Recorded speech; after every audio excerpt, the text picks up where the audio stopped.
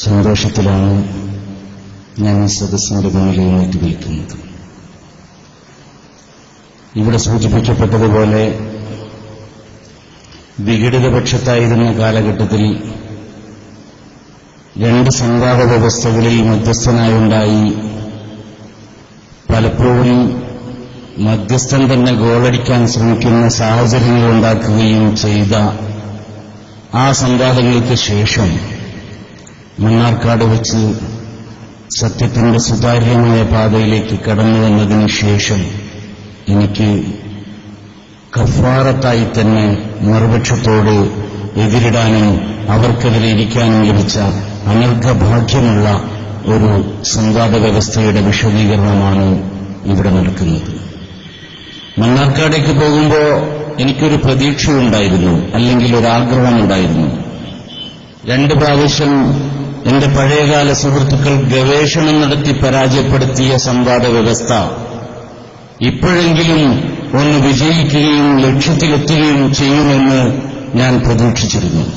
പക്ഷേ അവിടെ എത്തിയപ്പോൾ കണ്ടത് ഞങ്ങളുടെ പണ്ടത്തെ അവസ്ഥയേക്കാൾ പരിതാപകരമായ അവസ്ഥ തന്നെയായിരുന്നു. മർക്കസിലെ മുടി ഒറിജിനലാണെന്ന് പറയാൻ അന്ന് ഞാൻ കാണിച്ച ആർജവം ഇന്ന് നമ്മുടെ എതിർപക്ഷത്ത് വന്ന സക്കാഫിക്കൂട്ടങ്ങൾക്ക് കഴിയാതെ പോയത് കണ്ടിരിക്കുകയായിരുന്നു ഞാൻ 3 മണിക്കൂർ. അതിനിടയിൽ അവരാഗ്രഹിച്ചു, പലപ്പോഴും ചിന്തിച്ചിട്ട് തീരുമാനമെടുത്തിട്ട് തന്നെയാണ് പോകുന്നത്, പകുതി വഴിയിൽ വെച്ച് ആ വ്യവസ്ഥ പരാജയപ്പെടുത്തണമെന്ന്. വ്യവസ്ഥ നടക്കുന്നതിന് മുമ്പ് തന്നെ നമുക്ക് ആ വിവരങ്ങളെല്ലാം ലഭിച്ചിരുന്നു. അതാണ് ഇന്നത്തെ കാന്തപുരം വിഭാഗത്തിന്റെ അവസ്ഥ. അവിടെ എന്ത് ചർച്ച ചെയ്താലും നിമിഷങ്ങൾക്കകം നമുക്കത് എത്തിച്ചു തരാൻ പറ്റുന്ന നമ്മുടെ നല്ല സുഹൃത്തുക്കൾ ആ പക്ഷത്തുണ്ട്. സാക്ഷാൽ കാന്തപുരത്തിന്റെ പുത്രൻ മുതൽ ഇങ്ങോട്ട് തുടങ്ങിയ പരമ്പരയായിരിക്കാം അത്. ആ നിലയിലാണ്. കാരണം ഹക്കീം അസ്ഹരി പോലും ഇപ്പോ കാന്തപുരത്തിനെതിരാണ് മനസ്സാ. അയാളാണ് ഈ കച്ചവടത്തിൽ ഇപ്പോൾ നല്ലൊരു കച്ചവടം ഹക്കീം ചെയ്തു വരികയായിരുന്നു. അപ്പോ ദുന്യാവിനോടുള്ള ദുരമോത്തിട്ട് കാന്തപുരം എ പി അബൂബക്കർ മുസ്ലിയാർ ആ കച്ചവടത്തെ മറ്റൊരു വഴിയിലേക്ക് ടേൺ ചെയ്യുന്നുവെന്ന് ഇപ്പോൾ അവർക്കിടയിൽ ചർച്ച നടക്കുന്നുണ്ടത്രേ. അതെന്താണെന്ന് പിന്നീട് ഇൻഷാ അല്ലാഹ് സമൂഹം കേൾക്കും. നമുക്ക് പറഞ്ഞു തന്നവർ അത് പൂർത്തിയാക്കി തരുമ്പോൾ നമ്മളത് പൂർത്തിയായി പറയും. ആ നിലയിൽ അവിടെയുള്ള എല്ലാ കഥകളും കൃത്യമായി തന്നെ നമുക്ക് അവിടെ നിന്ന് തന്നെ വിളിച്ചു പറഞ്ഞു തരുന്നുണ്ടായിരുന്നു. മണ്ണാർക്കാട് വ്യവസ്ഥ നടക്കുന്നതിന്റെ തലേ ദിവസം ഞാൻ മഞ്ചേശ്വരത്തിനടുത്ത SKSSFന്റെ ഒരു പരിപാടിയിലേക്ക് പോകുന്നതിന്റെ അന്ന് വൈകുന്നേരം തന്നെ എനിക്ക് അഷ്റഫി ഉസ്താദിന് തുടങ്ങി നമ്മളെ കൂട്ടത്തിലുള്ള എല്ലാവർക്കും അവരുടെ കൂട്ടത്തിലെ പ്രധാനപ്പെട്ട ഒരാൾ തന്നെ, അവരുടെ ഏറ്റവും പ്രധാനപ്പെട്ട ഒരാൾ തന്നെ വിളിച്ചു പറഞ്ഞു തന്നു, നാളെ സംവാദ വ്യവസ്ഥയിൽ പങ്കെടുക്കുന്ന ഇന്ന ആളുകളൊക്കെയാണ്, ഇന്ന കാര്യങ്ങളൊക്കെയാണ് ചർച്ച ചെയ്യാൻ പോകുന്നത്.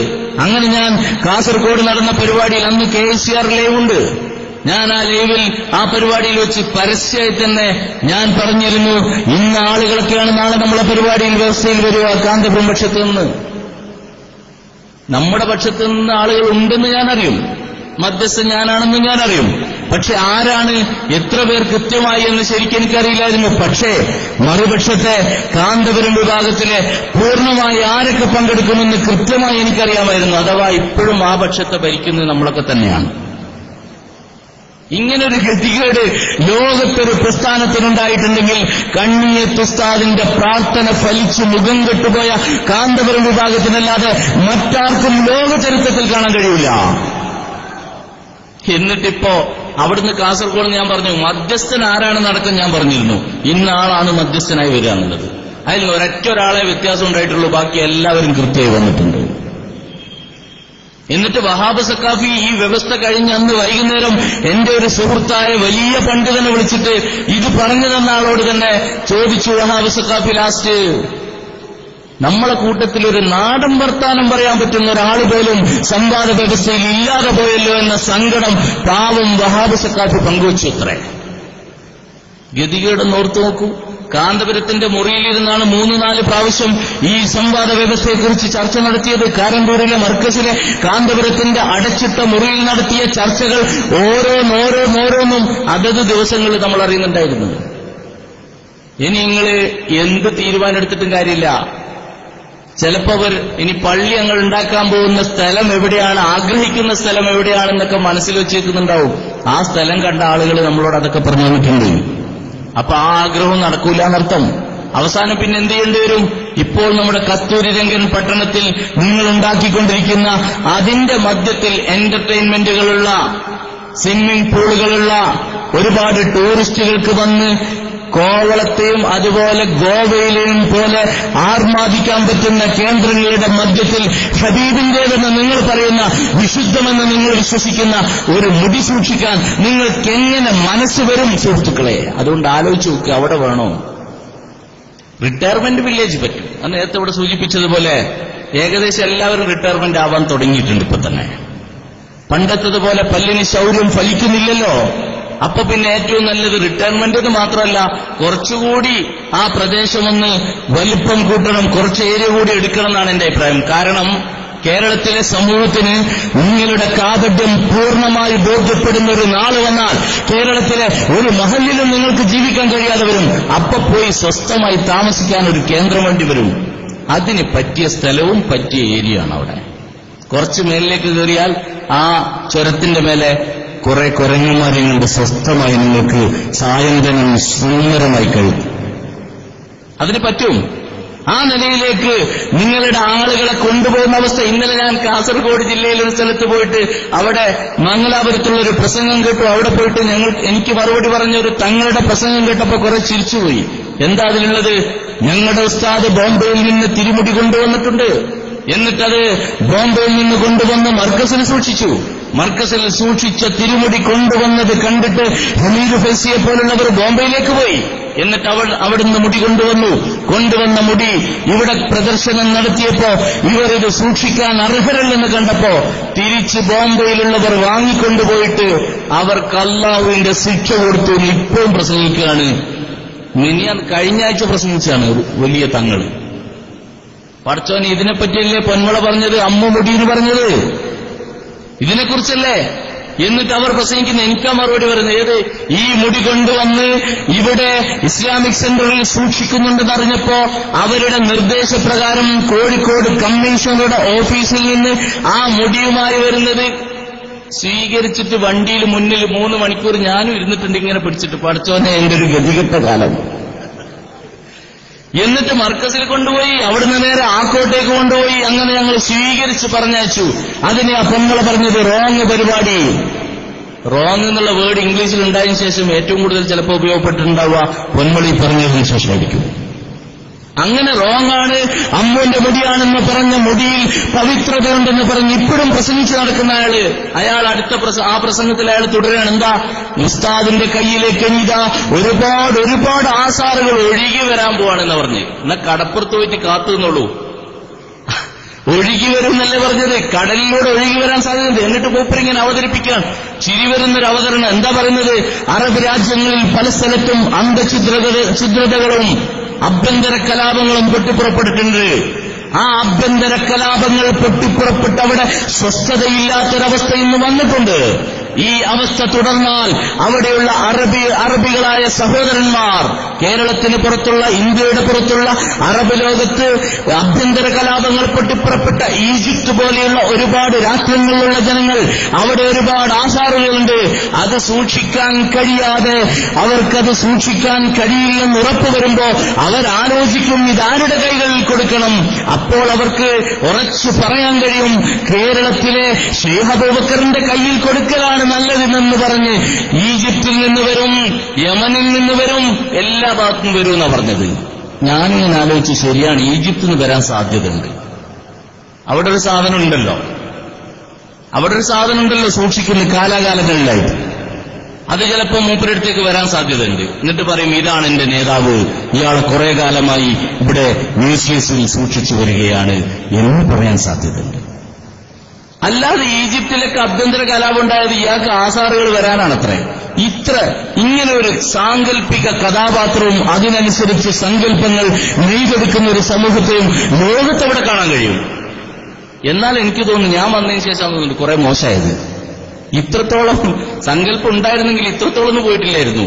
ചിന്തിച്ചു നോക്കുക, നമ്മുടെ നാട്ടിൽ ഒരു സാധനം സൂക്ഷിക്കാൻ കഴിയാത്തൊരവസ്ഥ വന്നാൽ നമ്മുടെ നാട്ടുകാർ മഹല്ലുകാർ യോഗം ചേർന്നിട്ട് പറയത്രേ വീരപ്പനെ നമുക്ക് ഏൽപ്പിക്കാമോ? അങ്ങനെ ഒരു അവസ്ഥ ഉണ്ടാവുമോ?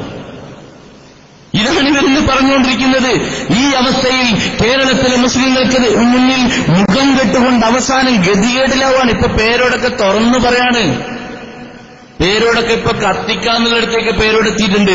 പക്ഷേ ഈ സമൂഹത്തെ സാക്ഷി നിർത്തി കോഴിക്കോട്ടിലെ ഈ ഒരുപാട് ചരിത്രങ്ങൾക്ക് സാക്ഷിയായ കോഴിക്കോടിനെ സാക്ഷി നിർത്തിയിട്ട് ഞാൻ പറയാണ്, മർക്കസിലെ മുടി കൊണ്ടുവന്ന് പരിശോധനയ്ക്ക് വിട്ടുതരാൻ നിങ്ങൾ തയ്യാറില്ലെങ്കിൽ എന്റെ കയ്യിൽ ആ മുടിയുണ്ടല്ലോ, എന്റെ കയ്യിലുണ്ടല്ലോ, അത് 3 എണ്ണമുണ്ട്. ഇതുപോലൊരു പൊതുപരിപാടി സംഘടിപ്പിച്ച് മർക്കസ് ഒരു 5 പ്രതിനിധികളെ പറഞ്ഞയച്ചു തരുമെങ്കിൽ ഈ വേദിയിൽ വെച്ച് ആ പരിശോധന നടത്താനും അതെനിക്ക് കിട്ടിയതിന്റെ രേഖകളൊക്കെ ഞാൻ തരാം. അതിന്റെ സനദും എന്റെ കയ്യിലുണ്ട്. ഉറുദുള്ള സനദാന്ന് മാത്രം. ഇവിടെ ഉള്ള സനദൊന്നല്ല, അത് വേറെ സനദാണ്. ഒരുപാട് സനദുണ്ട്, അതിലൊരു സനദ് അത് കൊണ്ടുവന്നിട്ട് ഇവിടെ ജനങ്ങളുടെ മുന്നിൽ പത്രക്കാരും ലോകത്തെ മീഡിയകളൊക്കെ വരട്ടെ, ആ മീഡിയകളുടെ മുന്നിൽ ഇതൊന്ന് പരിശോധിക്കാൻ ഞാൻ തയ്യാറാണ്. തന്റെ ഇടമുള്ളവർ ഈ പട്ടണത്തിൽ മർക്കസ് നിൽക്കുന്ന പട്ടണത്തിൽ നിന്നാണ് ഞാൻ വിളിക്കുന്നത്. കാന്തപുരത്തിന്റെ നോമിനികളെങ്കിലും തയ്യാറുണ്ടോ എന്ന് ഞാൻ ചോദിക്കുകയാണ്.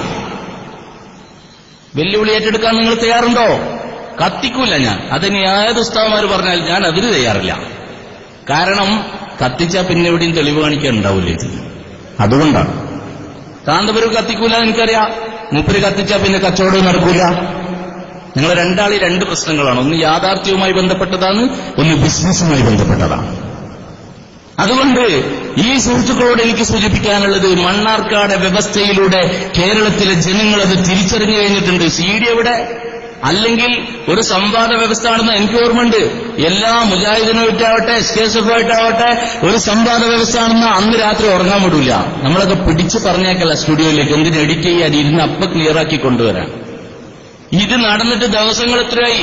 നമ്മുടെ CD ഇവിടെ പ്രകാശനം നടന്നെങ്കിലും, ഔദ്യോഗിക പ്രകാശനം നടന്നെങ്കിലും കാണാൻ വേണ്ടിയും കേൾക്കാനും കേരളത്തിലെ ജനങ്ങളുടെ ഇടയിലേക്ക് എപ്പോഴോ നമ്മൾ വിട്ടിട്ടുണ്ടത്. പക്ഷേ ഇവരെവിടെ വിട്ടത്? ഇവരെ പ്രവർത്തകരുടെ ഇടയിൽ എവിടോ ആ മണ്ണാർക്കാട് പരിസരത്ത് മാത്രം തോന്നുന്നുണ്ട്. കുറച്ചാളുകൾക്ക് സമാധാനത്തിന് വേണ്ടി. ഇൻഷാ അല്ലാഹ് എനിക്കൊരു പ്രതീക്ഷയുണ്ട്. അവിടുന്ന് ഒരാൾ വിളിച്ചുകൊണ്ടിരിക്കുന്നുണ്ട്. ഇപ്പോ അയാൾ കുറെ കാര്യം അറിയാനുണ്ട് തോന്നുന്നുണ്ട്.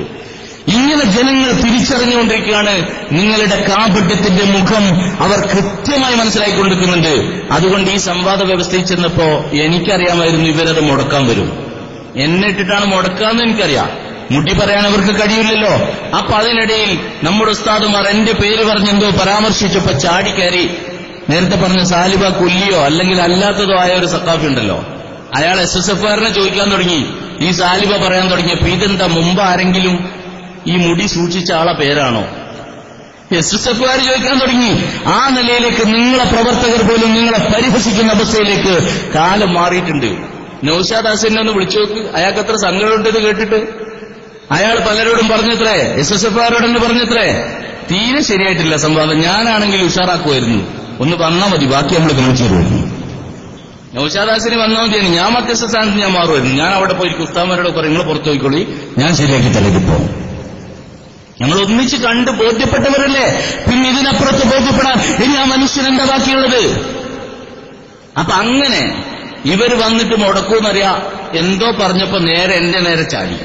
എന്നിട്ട് കുറെ എന്നെപ്പറ്റി പറഞ്ഞു. കുറച്ചു സമയം മിണ്ടാതിരുന്നു. അത് കഴിഞ്ഞ് ഞാൻ എന്നിട്ട് പറഞ്ഞു, ഇതെന്റെ മുടിനെ കുറിച്ചുള്ള ചർച്ചയല്ല, ഇത് കാന്തപുരം കൊണ്ടുവന്ന മുടിയാണ് ചർച്ച. നമ്മൾ എഴുതിയ വ്യവസ്ഥ അനുസരിച്ച് കൊണ്ടുവന്ന കത്തനുസരിച്ച് അത് പൂർത്തിയാക്കിയിട്ട് ബാക്കി കാര്യം ആരെയും രക്ഷപ്പെടാൻ വിടൂല. രക്ഷപ്പെടാനുള്ള പഴുതാണ് ഈ ഗവേഷണം. അവിടുന്ന് പഠിച്ചു പോകുന്ന ആളല്ലേ ഞാൻ. നമുക്കറിയാലോ കഥ എന്താണ്, എന്തിലേക്കാണ് നിങ്ങൾ കൊണ്ടുപോകുന്നത്. അത് കഴിഞ്ഞ് ഞാൻ പറഞ്ഞു, വെല്ലുവിളിയോട് ഞാൻ പറഞ്ഞു, രാമന്തളിയെപ്പറ്റി നിങ്ങൾക്ക് പറയാനുണ്ടെങ്കിൽ പറയാം. ഇതാ കോഴിക്കോട് വെച്ച് പറയുന്നു, രാമന്തളി എന്ന വ്യക്തിയെക്കുറിച്ച് നിങ്ങൾക്ക് ഒരുപാട് പറയാനുണ്ടെന്ന് നിങ്ങൾ രഹസ്യമായി ഞാനില്ലാത്തടത്തൊന്നും പറയാറുണ്ട്. ഇതാ പൊതുജനത്തെ സാക്ഷി നിർത്തി പറയുന്നു.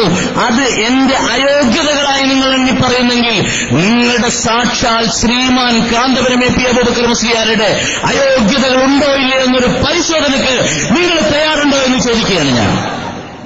രാമന്തലിന്റെ പേരിൽ പറയുന്ന കാരണം അതായിരിക്കുമല്ലോ, ഞാൻ അയോഗ്യനാണ് പൊതുവേദിയിൽ കയറാന്നല്ലേ. എന്നാൽ ഞാൻ ഇതുപോലെ എടുത്ത് മറുപക്ഷത്ത് കാണിച്ചു തരാം. ഞാൻ അവിടുന്ന് പറഞ്ഞു, ഞാൻ തയ്യാറാണ്. ഈ സംവാദം കഴിഞ്ഞ് SKSF ആവശ്യമില്ല. കാരണം എന്റെ വ്യക്തിപരമായല്ലേ നിങ്ങൾക്ക് പറയാനുള്ളത്, മറുപക്ഷത്ത് SSF വേണം. ഞാൻ തയ്യാറാണ്, എനിക്കെതിരെ പറഞ്ഞതിന് എല്ലാം മറുപടി പറയും. പക്ഷേ എതിർവാദമായിട്ട് അടുത്ത വാദമായി കാന്തപുരത്തെക്കുറിച്ച് കൂടി പറയും എന്ന് പറഞ്ഞതോടെ കൂട്ടമായി വന്ന സഖാഫികള് മരണ വീട്ടിലിരുന്ന പോലെ പിന്നെ ഒന്നും വേണ്ടിയിട്ടില്ല.